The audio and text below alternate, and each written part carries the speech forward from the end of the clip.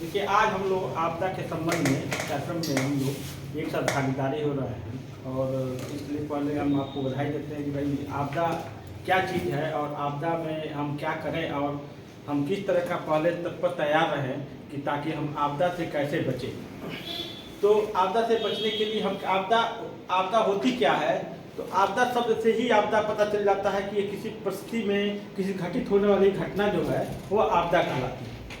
और अचानक आपदा कब आ जाए और किस समय हो वो किसी को जानकारी नहीं होती, इसी को हम आपदा कहते हैं। आपदा कितने प्रकार की? आपदा दो प्रकार की होती है, एक होते हैं मानव रहित और एक आती है प्राकृतिक। तो मानव रहित जो होता है वो मानव द्वारा मानव के द्वारा बनाया हुआ चीज़ें जो है वो क्या होता है? मानव रहित। मानव रहित का ही अर्थ यही होता है कि मानव द्वारा बनाया गया, जो भी हम मानव द्वारा बनाया गया है वो मानव रहित है। दूसरा प्राकृतिक, जो प्राकृतिक से जो विपत्तियां आती हैं, जो संकट आते हैं, वह प्राकृतिक रहित होता है, वह प्राकृतिक से होता है। तो ये दो प्रकार के होते हैं, मानव रहित और प्राकृतिक रहित। तो मानव रहित में क्या होता है कि मानव रहित में जैसे बस है, ट्रेन है, जैसे बड़े बड़े नाव हैं, जहाज हैं, ये सारी चीज़ें जो हैं, या कुछ ऐसा आविष्कार करता है जैसे केमिकल कुछ बना दे, कुछ ऐसा चीज़ें जो बना दे, वो क्या होता है? मानव के द्वारा हम बनाया हुआ चीज़। जैसे अभी कुछ दिन पहले कोरोना जो बना था, वायरस जो चीन से आया था, वह एक आपदा का कारण था।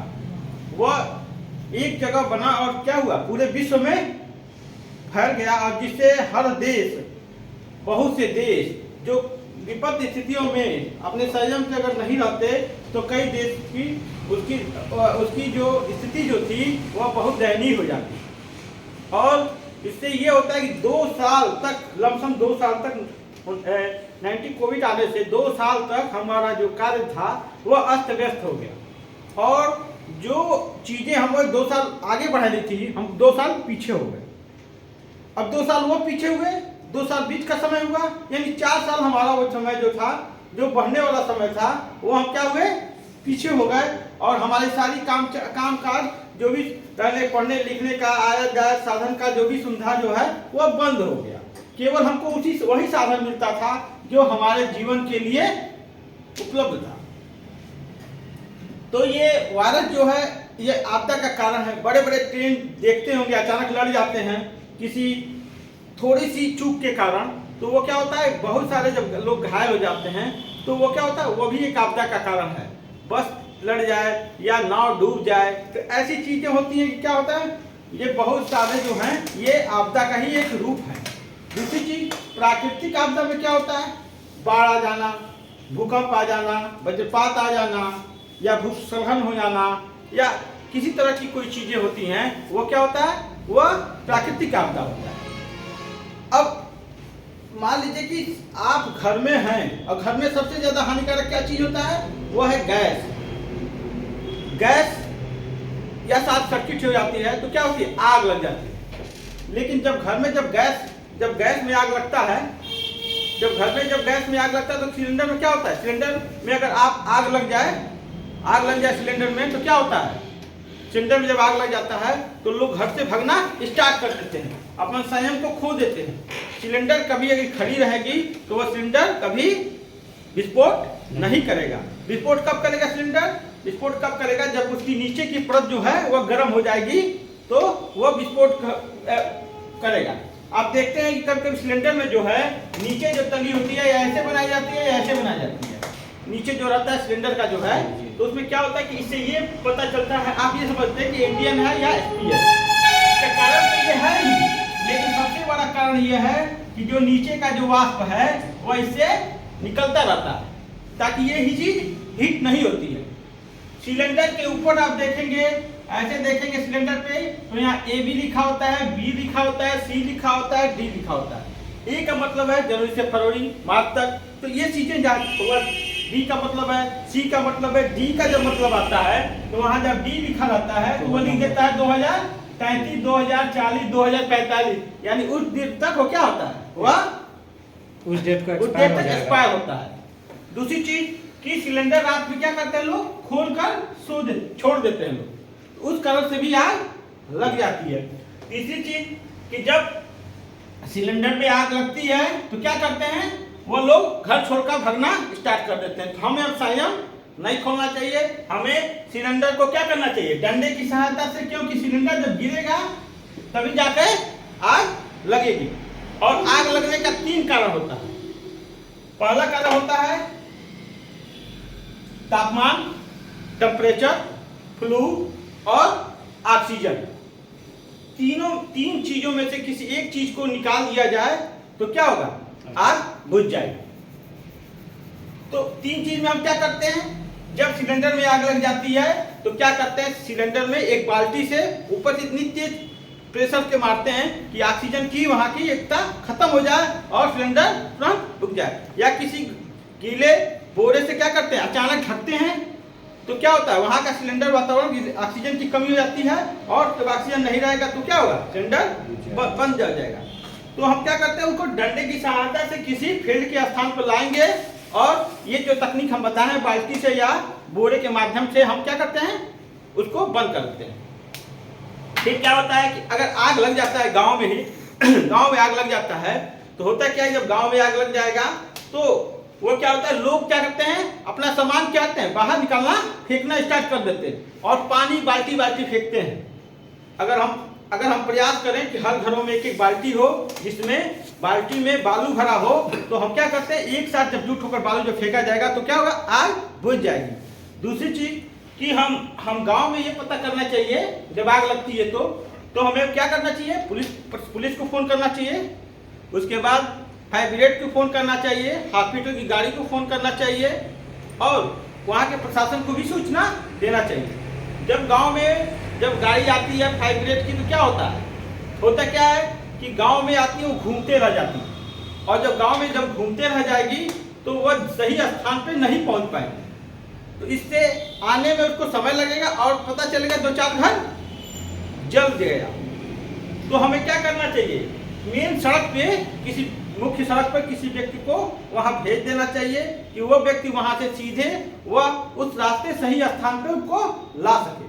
दूसरा चीज, जब हम सामान जब फेंकने स्टार्ट करते हैं तो आगे का रास्ता क्या होता है, जाम हो जाता है। जाम हो जाएगा, फायर ब्रिगेड की गाड़ी आएगी तो उसको हटाने में घंटों समय लगते हैं, पता चलता है कि और 2-4 घर जो है जल गया। दूसरी चीज कि हम जब इतना काम करते हैं उसके बाद हमको ये पता करना चाहिए कि आग लग गई, अब फायर ब्रिगेड की गाड़ी का इंतजार तो करेंगे ही, तो समय लगेगा ना उसमें। तो उससे क्या करते हैं, हम किसी आसपास घर के बगल में देखते हैं कि कहीं तालाब है या पंप सेट है, उसके माध्यम से हम क्या करते हैं, पानी निकालने की व्यवस्था करेंगे ताकि वहां कुछ घरों को हम बचा सकें। और इस घरों को बचाने के लिए इसमें सबसे मुख्य कारण है कि इसमें पहले छोटे बच्चों को, छोटे वृद्ध महिलाओं को, पुरुष को और जो अपंग व्यक्ति हैं, जो विकलांग श्रेणी के बच्चे हैं, जो नहीं चल फिर पाते हैं उनको, और जो महिलाएं, जो प्रेग्नेंट महिलाएं हैं जो नहीं निकल पा रहे हैं, उनको पहले हम अपने को बचाते हुए उनको बाहर निकाला जाता है। उसके बाद कुछ जरूरी जो सामान है, चीजें जो हैं, कागज पत्तर जो होती हैं, उसको हम क्या करते हैं, बाहर निकालते हैं। तो ये जो है, ये आग लगने से हमको क्या क्या बचाव करना चाहिए। दूसरी चीज, गांव में सबसे अच्छा साधन लोगों को बताने का एक सबसे अच्छा 2-3 साधन है, जिससे गांव में हम लोगों को, सारे गांव के लोगों को जानकारी दे सकते हैं। कौन कौन साधन है, मस्जिद, मंदिर और स्कूल। जब मस्जिद से हम माइक से बोलेंगे कि पूरा गांव जो है, शहर जो है, जहां जहां तक उसकी आवाज जाएगी वहां तक ये सूचना मिल जाएगी कि हाँ, कहीं गांव में आग लगा है। दूसरी चीज कि घंटी लगातार बजती है स्कूल में या मंदिर में, तो लोग समझेंगे क्या हो रहा है। यह भी एक सूचना देने का कारण है। जब स्कूल में जब बच्चे पढ़ते हैं तो लगातार जब घंटियां बजती हैं तो क्या होता है कि वो समझ जाते हैं छुट्टी हो गई। 1 घंटी बजती है तो समझ जाते हैं ना, तो ये इंगित करता है कि हाँ, ये कोई घटना, ये साबित बता रहा है, हमें सचेत हो जाना चाहिए, हमें पहले से तैयारी कर लेना चाहिए। दूसरी चीज कि अब ये आज के बाद, अभी कुछ दिन पहले चूंकि भूकंप क्षेत्र है और यह हमेशा भूकंप जो है इस समय लगातार आते रह रहे हैं, अभी नेपाल में आया था। तो इस तरह की जो पहले तो अफवाहों से दूर रहना चाहिए कि अफवाह से, क्योंकि अफवाह कई लोगों की जान ले सकता है। एक स्कूल में ऐसी अफवाह हुई और वह क्या हुआ, बाहर जब निकलने लगे तो बच्चे जो नीचे गिरे थे वो क्या होता है, उन पे पैर रखकर लोग, कई बच्चे निकलने लगे, कई बच्चे घायल हो गए। तो ऐसी स्थिति में अफवाह करने से नहीं, संयम से काम लेना चाहिए। और जब भी कभी भूकंप आवे तो किसी, जब जो दीवार की जो कड़ी होती है जिससे रास्ता से निकला जाता है, तो क्या ये वो जो दरवाजा के बीच में रहता है उसमें अपना शरण लेना चाहिए या किसी खुले स्थान पे चले जाना चाहिए, ठीक। और अपने को एक दूसरे को भी इसी तरह बचाना चाहिए। दूसरा चीज, उसके बाद आता है वज्रपात। और भूकंप कैसे आता है, नीचे जो प्लेटें जो होती हैं वो क्या होती हैं, आपस में टकराती हैं, तो क्या होता है, वह जब भूमि कांपती है, कंपन होती है, तो क्या होता है, वो जो भवनें हैं जो हिलने लगती हैं। और जो कमजोर भवनें होती हैं, जिसकी दीवारें कमजोर होती हैं, वो क्या करती हैं, गिर जाती हैं। बच्चे स्कूल में अगर हों तो डेस्क के नीचे क्या होते हैं, छिप जाएं, ताकि अचानक, भूकंप तो अचानक आता है, हमेशा हिलता है, तो तत्काल अपने माइंड से अपने लोगों को बचाते हुए, लोगों को सुरक्षित करते हुए खुले स्थान पे ले जाएं और उनकी सुरक्षा, अपनी भी सुरक्षा और लोगों की भी सुरक्षा करते रहें। तो ये भी एक अच्छा साधन है लोगों को बचाने के लिए। दूसरी चीज है कि वज्रपात, जो आप कहते हैं बिजली चमक रही है, तो बिजली चमकने से क्या होता है कि बिजली जो चमकती है वह रेडिएशन फेंकता है। जैसे आपने मोबाइल जो आप इस्तेमाल करते हैं या इलेक्ट्रिक चीज़ों जो इस्तेमाल करते हैं, उनको क्या करते हैं कि हम उसको इस्तेमाल जो करते हैं वो क्या होता है, वो उसको हमको तत्काल बंद कर देना चाहिए। दूसरी चीज कि अगर जो व्यक्ति जो नहर पानी में नहा रहे हैं वो उनको बाहर निकल आना चाहिए, चाहे जो हरे पेड़ पौधों के पास हैं उनको क्या करते हैं, वो भी बाहर आ जाए। तो इससे क्या होता है कि वो भी, उनकी भी जान बच सकती है। और अगर मान लीजिए अगर शीशा है तो शीशा अगर बंद रहता है तो वो बिजली तरकती है, तो शीशा क्या होता है, चढ़ता भी है और एक स्थान पर रुके रहे। तो या किसी सुरक्षित घर में, जो पक्के मकान हो, उस घर में अपना प्रवेश करके अपनी सुरक्षा बनाए रहे। दूसरा चीज आता है भूकंप। भूकंप के बाद आता है क्या, आता है बाढ़। बाढ़ होता क्या है, बाढ़ होता है या अधिक बारिश बरस जाने से या किसी पुल नदी को टूट जाने से। तो क्या होता है, बाढ़ जो होता है वह क्या होता है, ज्यादा जब बाढ़ आती है तो क्या होता है, नदी नाले जो हैं टूट जाते हैं और गांव में क्या होते हैं, पानी भर जाता है। और उस समय हमको आवश्यकता क्या पड़ती है, उस गांव में हम देखेंगे, उस गांव में कोई नाविक हो जिसके पास नाव हो, उस गांव में जो तैराक हो उसके पास तैराक हो, रस्सी हो, कुछ नहीं मिलता है तो हर घरों में क्या होता है, प्लास्टिक की जो बोतलें होती हैं खाली, उसको क्या करते हैं, अंदर से जैकेट बना के उसको आज पकड़ डूबेगा नहीं, सेफ्टी जैकेट हो जाता है वह जब पहन लेगा तो। दूसरी चीज की, जब नाव जो है, नाव रखना चाहिए।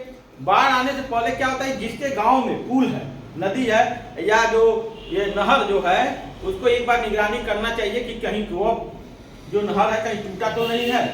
अगर कहीं टूटना हो तो उसकी सूचना सिंचाई विभाग को या बड़े अधिकारी को या गांव के प्रधान को या गांव में आकर आप सूचित करेंगे, जिससे वह व्यक्ति जो है बच्चा कुछ कहकर वह क्या होता है, गांव को थोड़ा खाली कराएगा और तब तक लोगों की जान बच सकती है।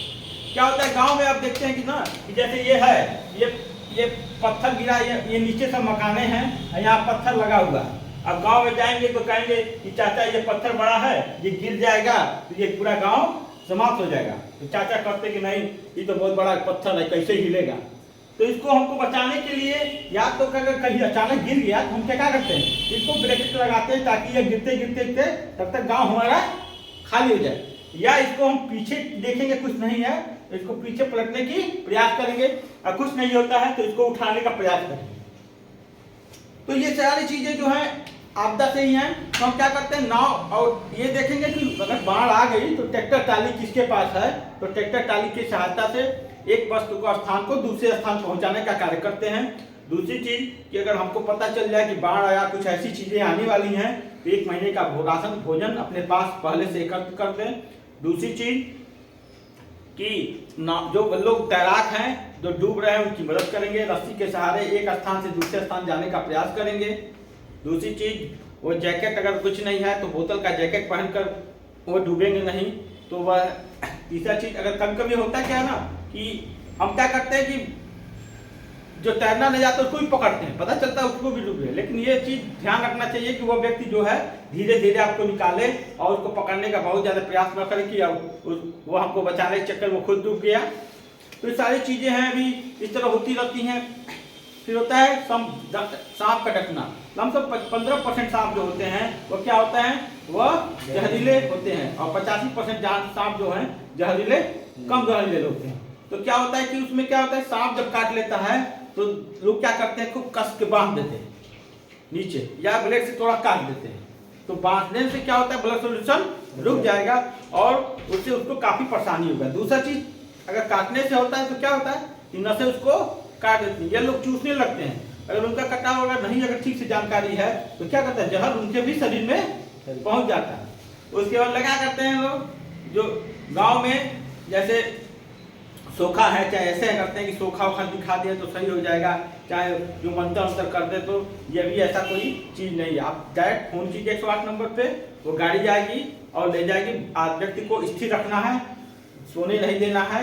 इस तरह की सारी चीजें जो हैं हम लोगों को बचा सकते हैं। संयम अगर हमारे पास है तो हम उसके द्वारा कार्य कर सकते हैं।